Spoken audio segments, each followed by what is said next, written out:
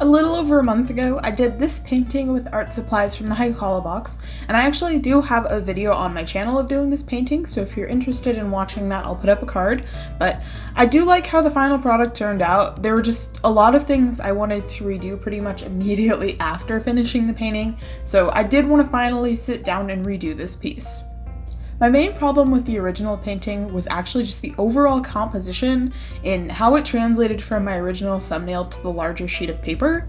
I had a weirdly difficult time sketching the tree to be the size I had wanted, which led me to sketching it and erasing it back and forth several times until I finally settled on it being okay, but it looks really disproportionate in my eyes and weird as a whole, so that's one of the main things I wanted to change in redoing the whole painting.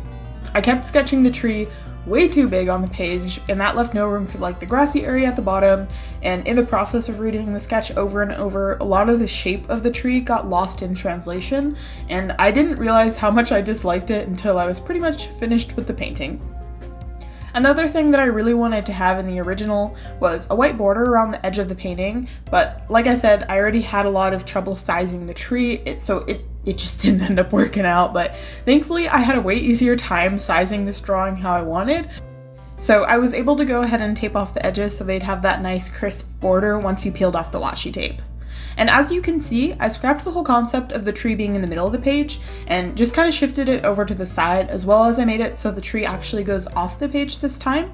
I also decided to shrink the cat in the tree, and I added a couple more cats to the base of the tree just to add something else going on, and also I think it looks way cuter just having more cats in the painting. I kind of wanted to add more than 3, but that was how much I could comfortably fit in my thumbnail, so I decided to just stick with the 3. I also went ahead and kept pretty much the entire color scheme exactly how it was in the original painting. I just really like how it looked initially, so I didn't want to change that, and I did go ahead and use the same exact inks as before, which are the Rohrer Klingner Inks that came in the Heikala box. And honestly, I definitely haven't been using these inks nearly as much as I would like, because in the few times I've reached for them, I've really enjoyed the entire process of using them. They're really nice quality inks, and I prefer the color selection of the inks that I received in the Heikala box much more than the color selection that I currently owned of India inks, which is one of those round trays of the Dr. P.H. Martin's Bombay India inks. I have nothing against those ones, I just feel like the color selection of the Rohrer Klingner ones, which is a mouthful, that I received in the Heikala box are just a much more well-rounded and like in my preference color scheme. So I really enjoy working with these inks. I just have not touched them nearly as much as I've wanted to. I haven't been using a whole lot of wet media lately, and I think that's because I haven't been making hardly any art. So I feel like sitting down and using a medium like my Tombow markers or alcohol markers is just far less commitment because they're really easy to pull out for a little bit and either come back to the piece or leave it as is, versus when it comes to using any kind of wet media, whether that be watercolors or inks, I feel like there's a decent amount of setup for that process, so I feel far more committed time-wise at the very least to make a much more finished and like well-rounded piece.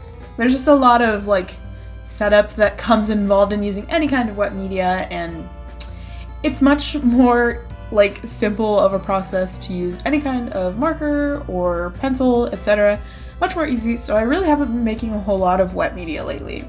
I do want to set aside time to play with these inks specifically though, because I've really only touched the surface of working with inks. It's a medium that, while it's very similar to watercolors, I haven't played around with it enough or learned it the best that I can. I know I still have so much to learn when it comes to working with inks, but like I said, I really want to be more comfortable and more familiar with this medium. It's very similar to watercolors in the way that things bloom and just diluting the colors as a whole, but if you were not aware, inks, their biggest difference from watercolors is that once those guys are dry, they will not go anywhere. So any inks that are dry on the page, you can't reactivate. Once they're dry, they're on the page, you can't scrub them away or anything like that. And that's really beneficial when it comes to using these inks for certain techniques, just because you don't have to worry about anything lifting, especially when you're doing layering. I did go ahead and use a lot of the other supplies that came in the Heikala art box just to keep this piece looking fairly similar to the original. So I reused the Saunders Waterford cold pressed block, which is such nice watercolor paper to work with. I've only ever used watercolor blocks a really small handful of times in the past, but it honestly makes such a difference having the edges of the page held down to prevent buckling, and on top of that, the fact that this block specifically is 100% cotton paper makes the entire process of working with it really enjoyable.